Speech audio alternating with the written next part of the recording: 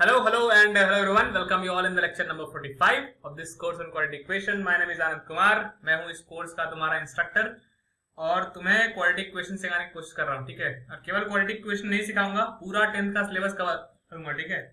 थोड़ा टाइम लगेगा, 1-2 साल लग सकता है, मे बी चाहे 4-5 महीने भी लग सकते हैं, डिपेंड अपॉन कि कितना टाइम मेरे को मिलता है, ठीक है, कितना मैं डेडिकेटली इस पर्टिकुलर चैनल के ऊपर काम करता हूँ, ठीक है। मॉनिटरी पर्पस के लिए चैनल बिल्कुल भी नहीं है भाई, मजा आता है भाई को पढ़ाने में, बट भाई फॉर एनी रीजन, ठीक है, अभी टीचिंग करियर नहीं चूज कर सकता, ठीक है।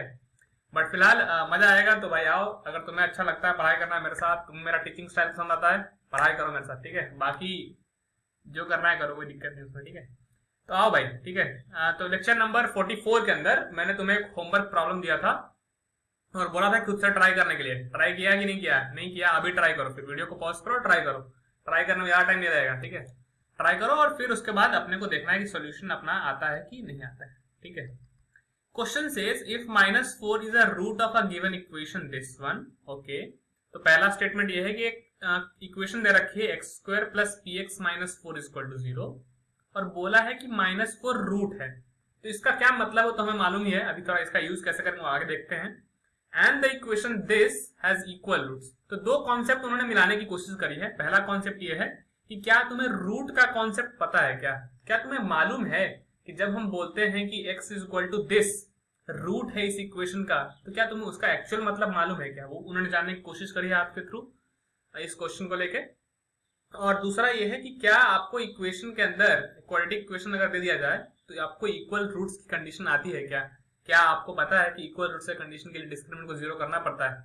That is the whole thing ये जो क्वेश्चन के अंदर है। और आपसे पूछा है कि find the values of P and Q, ठीक है। सबसे पहले स्टेटमेंट को ऊपर आते हैं। इन्होंने बोला है -4 रूट है इस इक्वेशन का, ठीक है। तो चूंकि है ना, हम यहाँ पे क्या बोलेंगे कि since -4 is a root of equation, ठीक है, कौन सा? x² प्लस का px - 4 = 0। तो अगर ये रूट है तो इसका मतलब क्या है? इसका मतलब ये है कि अगर हम x की वैल्यू ये वाली रख दें, जहां जहां इक्वेशन में x है वहां वहां ये वैल्यू रख दें, तो ये पूरे इक्वेशन को सेटिस्फाई करेगा, मतलब LHS = RHS हो जाएगा। तो अगर हम -4 रखें जहां जहां x है, तो पहला है x का स्क्वायर, तो कर दिया -4 का स्क्वायर, प्लस p × x की वैल्यू रख दो -4 के बराबर, माइनस का 4 = 0 तो रहना ही रहना है, ठीक है। तो -4 का स्क्वायर, तो -4 का स्क्वायर करो, 4 का स्क्वायर करो, तो बात है ना, बात तो बराबर ही है भाई। तो 16 माइनस का ये 4p हो जाएगा, -4 = 0। अब गौर से देखो, ये 16 है, ये माइनस का 4 है, 16 - 4 कितना हो जाएगा? 12 माइनस का 4p = 0। ये जो 4p है उसको राइट हैंड साइड में लेके जाऊंगा तो साइन चेंज हो जाएगा, तो बन जाएगा 4p = 12। तो p = कितना आ जाएगा? 12/4। तो अपने पास आ जाएगा कितना आंसर? अपने पास p की वैल्यू आ जाएगी 3 के बराबर। बढ़िया, तो अपने पास p की वैल्यू निकल के आ गई। कहां से निकल के आ गई? पहला स्टेटमेंट ही काफी है p की वैल्यूज को निकालने के लिए। दूसरा स्टेटमेंट क्या बोलता है कि the equation this has equal roots. मेरे भाई, ये जो इक्वेशन दे रखा है x² + px + q = 0, इसके इक्वल रूट्स बोले हैं उन्होंने। तो तुम्हें समझ में आ जाना चाहिए, है ना, कि क्वाड्रेटिक इक्वेशन एक दे रखा है, ठीक है, और बोल रहा है कि उसके इक्वल रूट्स हैं, ठीक है। The given quadratic equation is, ठीक है। तो अपने पास दे रखा है x² प्लस का px प्लस का q = 0। अब अगर इक्वल रूट्स की कंडीशन की बात करें तो डिस्क्रिमिनेंट को 0 करना पड़ेगा। डिस्क्रिमिनेंट के लिए आपको चाहिए था abc की वैल्यू, मतलब coefficient of x², coefficient of x और कांस्टेंट टर्म की वैल्यू। उसके लिए हम इस इक्वेशन को कंपेयर करेंगे। ये सब सारी चीजें हम बहुत बार कर चुके हैं इस पर्टिकुलर कोर्स के अंदर, तो आई गेस आपको कोई दिक्कत नहीं होनी चाहिए सब चीजें करने में। कि x² + bx + c जो कि स्टैंडर्ड फॉर्म होता है उसका कंपेयर करो। तो देखो a की जगह क्या दिख रहा है तुमको? आगे कुछ नहीं है, आगे कुछ नहीं है मतलब कितना है? 1 है, ठीक है। कांस्टेंट टर्म नहीं, सॉरी, कोफिशिएंट ऑफ x, तो x के साथ में क्या जुड़ा हुआ है? यहाँ पे p जुड़ा हुआ है, तो b = p। और जो बचा कुचा रह गया, जहां पे x² नहीं आ रहा है, x नहीं आ रहा है, कांस्टेंट टर्म, तो आ गया अपने पास q के बराबर।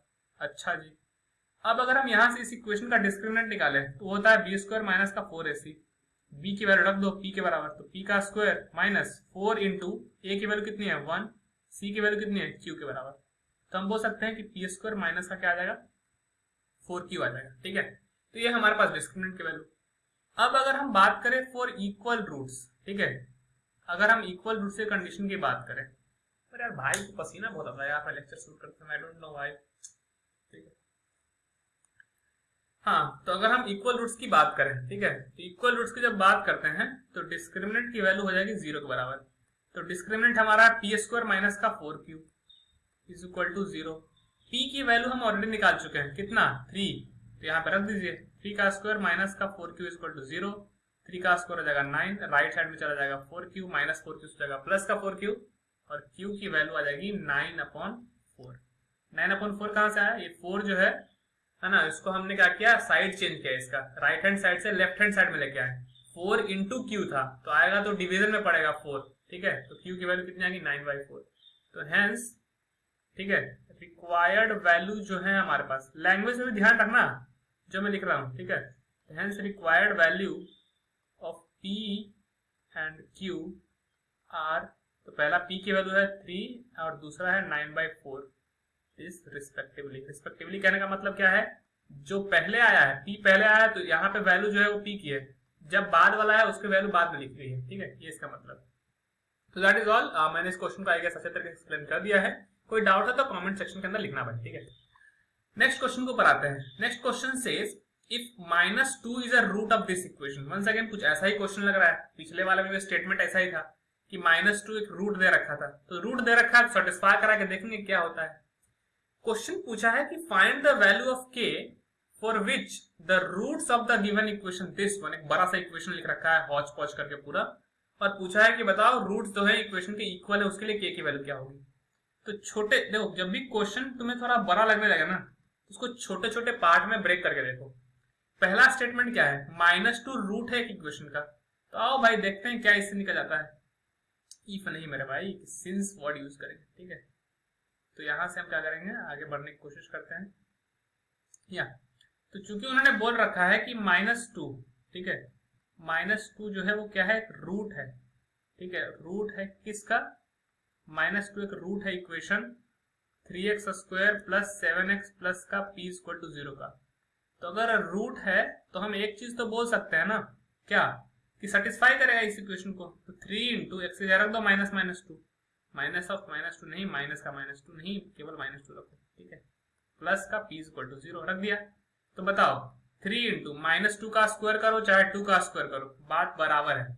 माइनस का 14 प्लस का p इक्वल टू क्या आ जाएगा 0, तो यह आ जाएगा चढ़ती है 12 माइनस का 14 प्लस का p इक्वल टू 0, तो यह आ जाएगा अपने पास p माइनस का 2 इक्वल टू 0। -2 कहां से आया, 12 में से 14 जाएगा तो -2 बचेगा ना, हाँ, तो p की वैल्यू आ गई 2 के बराबर। बढ़िया, p की वैल्यू हमारे पास आ गई 2 के बराबर।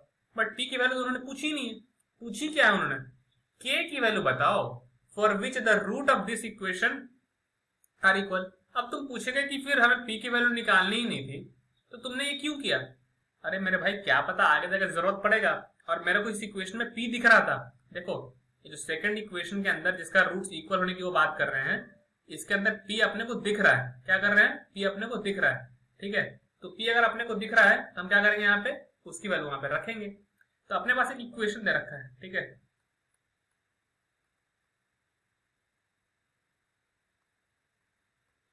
The given quadratic equation is, ठीक है, तो अपने पास आ जाएगा x² plus k times of 4x plus k minus 1 times, है ना, ऐसा करके plus p equal to 0।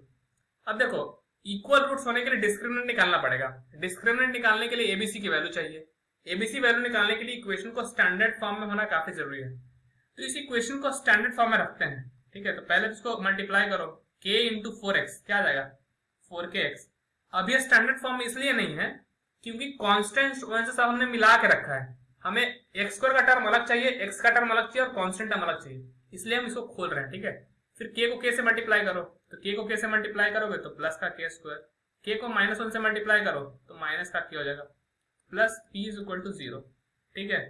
So x² plus का 4k times of x plus k² minus k plus p is equal to 0, ठीक है।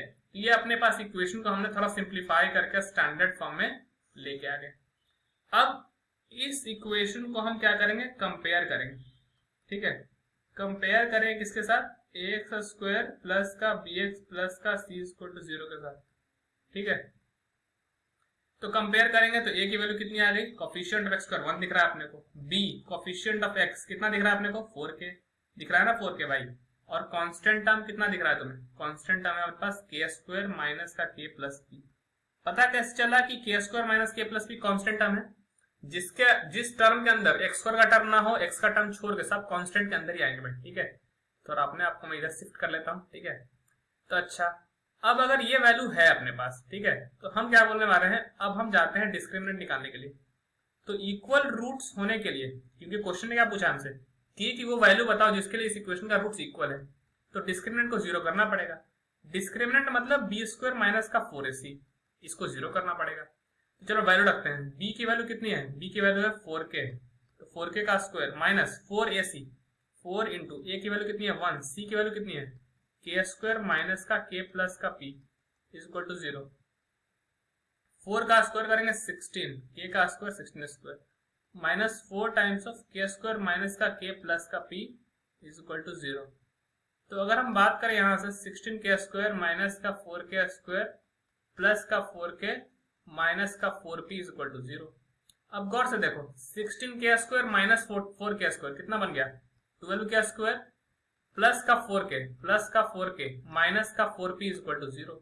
4 कॉमन निकाल रहा हूं मैं यहां से, तो अपने पास दिख गया ये 3k स्क्वायर है ना प्लस का k माइनस का p इज इक्वल टू 0।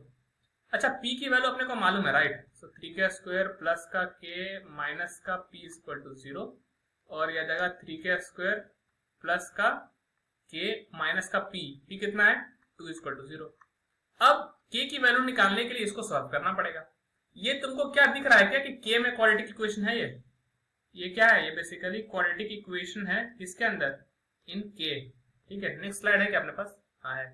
तो अपने पास इक्वेशन है 3k square plus k minus 2, ठीक है। 3k स्क्वायर इसको सॉल्व करना अपने को, 3k स्क्वायर प्लस का k माइनस का 2 इक्वल टू 0। बताओ किससे सॉल्व करें, क्वाड्रेटिक फॉर्मूला का यूज करूं कि स्प्लिटिंग द मिडिल टर्म, ठीक है।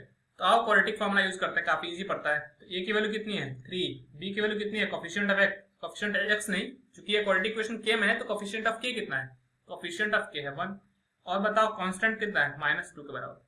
तो अगर हम यहाँ से डिस्क्रिमिनेंट निकालें इस इक्वेशन का, ये आ जाएगा b स्क्वायर माइनस का 4ac।